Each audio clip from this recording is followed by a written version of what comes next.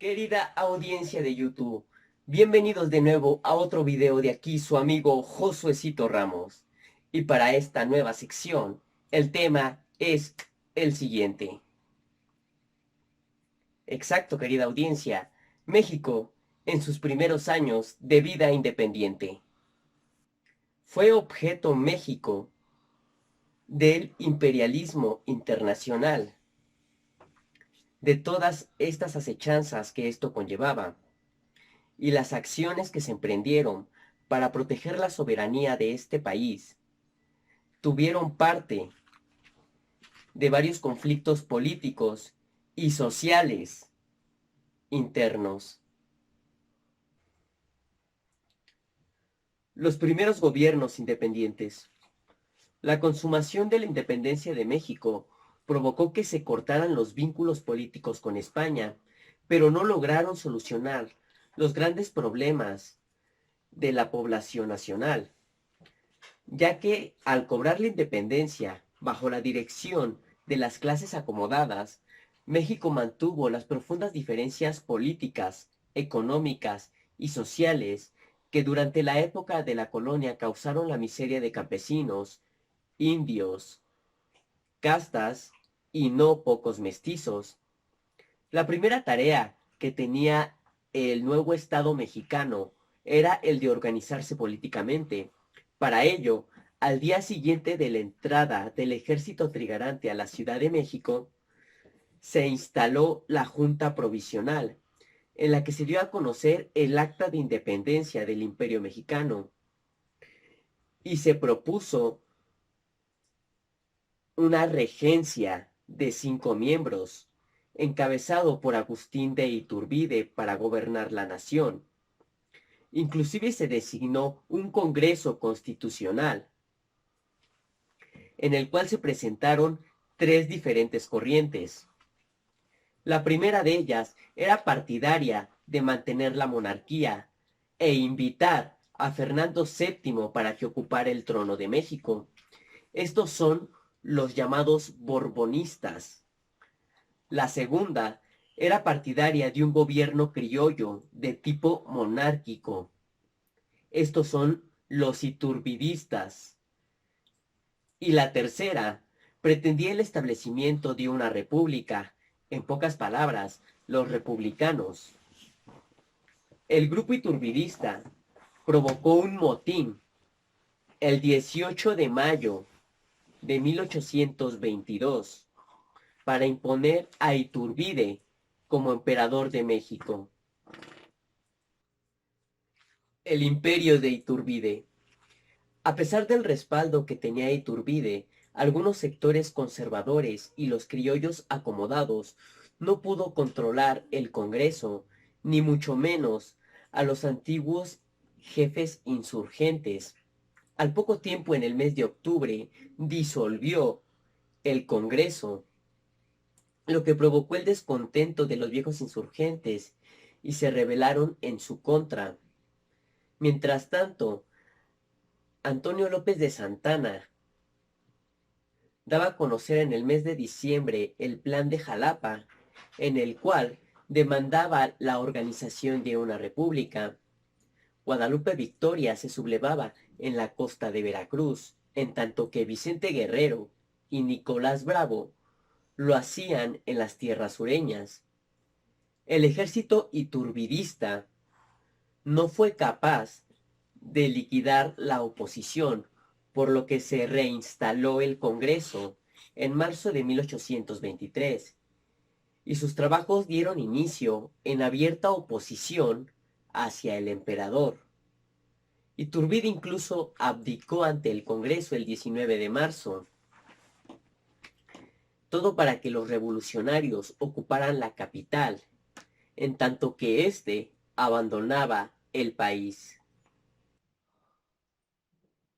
El federalismo. Se designó a un triunvirato con los caballeros Pedro Celestino Negrete, Nicolás Bravo y Guadalupe Victoria para que se encargaran de manejar el poder ejecutivo. En tanto se proclamaba la Constitución, que dejaría a México como una república. Se trataron de resolver algunos problemas mediante los llamados emprestitos, los que concentraron en, digamos, instituciones extranjeras con elevados intereses, concretamente en la casa Goldsmith y la casa Richardson, ambos en 16 millones de pesos. Lamentablemente los emprestitos, fuera de mejorar las cosas, las agravaron. ¿Y a qué me refiero con esto? Ustedes se preguntarán, damas y caballeros. Es muy sencillo. A que en lugar de mejorar, como resultado generaron pagos con grandes intereses. Inclusive la administración era muy mala, ya que se estaba destinado a la compra de armas y búnques, y también se descuidaba el saneamiento de la hacienda pública. El Congreso Constituyente de 1823 a 1824. El Congreso reunido después de la revolución en contra de Iturbide se dividió en bandos. Por un lado tenemos a los federalistas. Personajes destacados de este bando podemos mencionar a Miguel Ramos Arizpe, Valentín Gómez Farías y Crescencio Rejón. Por el otro lado tenemos a los centralistas. Personajes destacados de estos tenemos a los personajes de Fray Servando Teresa de Mier y Manguino.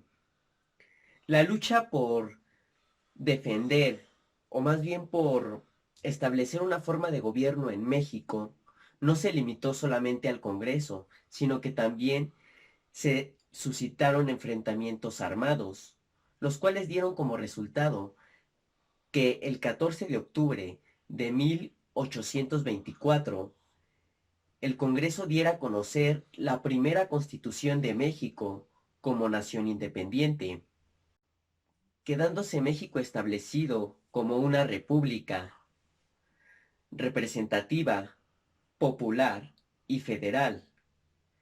Este documento dejó establecido a México dividido en 19 estados y 4 territorios que dependían del gobierno del centro. Se demandaba también que el gobierno se estructurara en 3 poderes: el legislativo, el ejecutivo y el judicial, y que el poder ejecutivo recayera directamente en el presidente y en el vicepresidente, los cuales serían elegidos cada 4 años. El gobierno de Guadalupe Victoria. Mediante mandato constituyente, se convocaron a elecciones donde resultaron triunfantes Guadalupe Victoria como presidente y Nicolás Bravo como vicepresidente.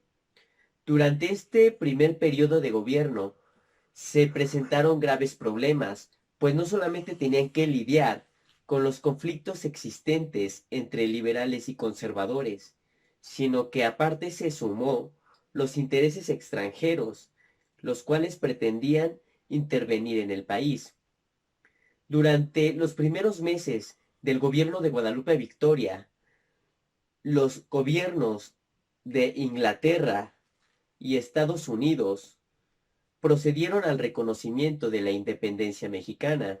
Inclusive instalaron embajadores, como por ejemplo los señores Ward y el caballero Joel R. Poinsett, respectivamente. Durante esta época, en Panamá, se organizó la Asamblea Panamericana, en donde también México participó, y mediante esta se creó un ejército para combatir cualquier ataque que amenazara la seguridad de los pueblos latinoamericanos. Esta asamblea se movió hacia Chapultepec.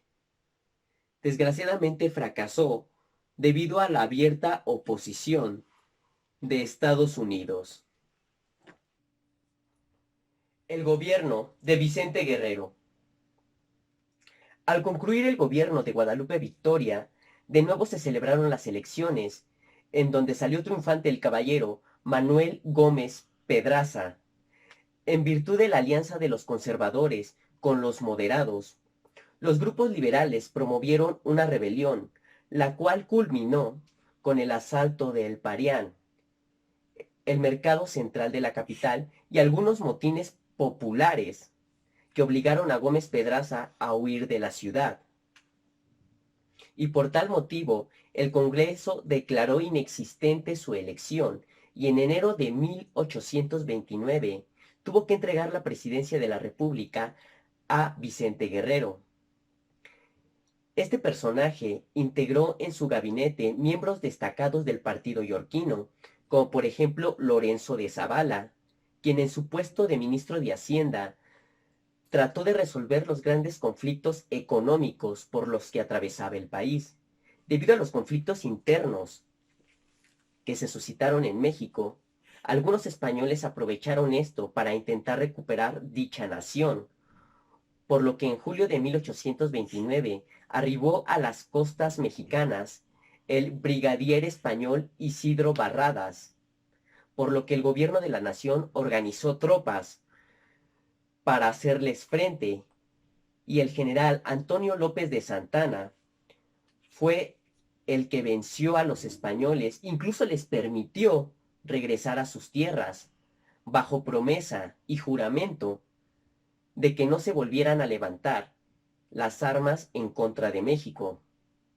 El conflicto originado por la invasión de Barradas fue aprovechado por el clero, el ejército y los españoles ricos para comprometer a Bustamante de asumir la vicepresidencia de la República y organizar una revuelta en contra de Vicente Guerrero.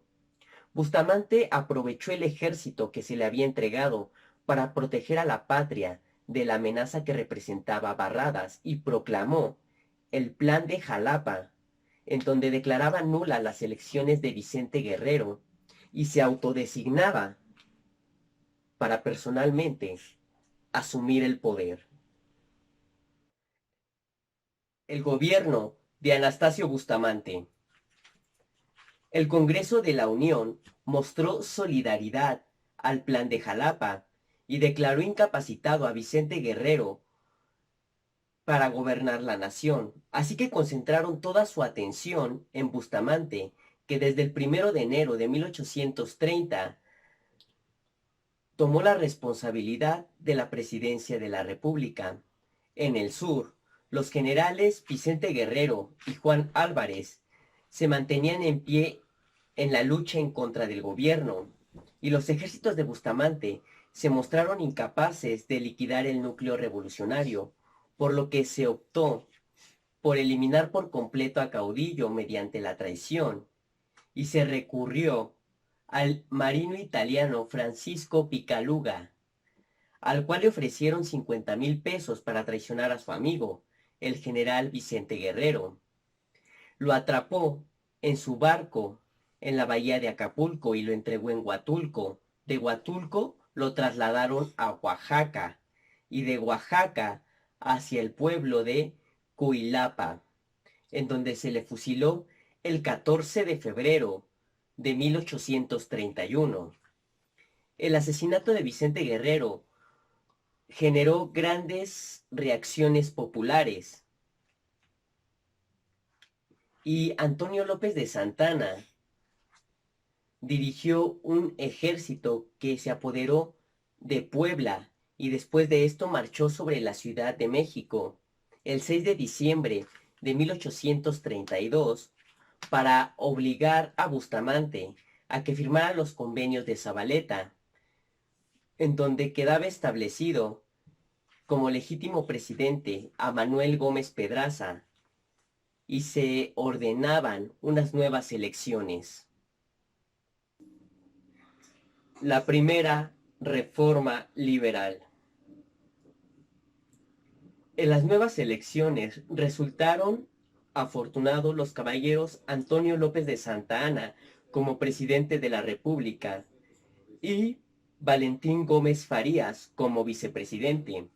Estos personajes asumieron sus respectivos puestos el 1 de abril de 1833. Santa Anna se dirigió hacia la zona de Veracruz, dejando a cargo al vicepresidente Gómez Farías, y este, respaldado por el bando liberal, dispuso una serie de leyes, las cuales pretendían transformar al país en un estado de corte liberal, más que nada para que existiera un mejor reparto de todas las riquezas, que el gobierno se hiciera responsable de las acciones sociales, como por ejemplo la educación, y que la justicia fuera igual para todos. La rebelión más destacable en contra de la reforma se originó en Morelia, con el famoso Religión y Fueros, el cual se extendió en diferentes puntos del territorio nacional. Antonio López de Santana organizó un ejército con el cual pretendía combatir. Desafortunadamente fue aprehendido por Mariano Arista, el cual lo condujo hacia Cuautla, en donde fue proclamado supremo dictador.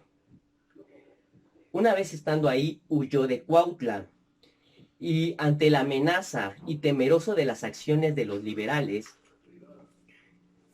decidió lo que es luchar en contra de los rebeldes, a los cuales venció en Guadalajara para regresar triunfante a la Ciudad de México. Santana incluso fue un traidor en contra de su propio gobierno al aceptar el plan de Cuernavaca, el cual era de tendencia centralista, y más que nada se establecía dejar fuera a Gómez Farías. Aparte de que quería una nueva forma de gobierno, muy diferente a la que se establecía en la Constitución expedida en 1824. Cabe mencionar que el plan de Cuernavaca se proclamó el 25 de mayo de 1834. Y bueno, querida audiencia de YouTube, aquí su amigo Josuecito Ramos. Espero verlos en otro video. Esta es la parte 1 de México en sus primeros años de vida independiente. No se pierdan los próximos videos porque hay que estar al pendiente. Tengan un excelente día, tarde o noche. Hasta la próxima.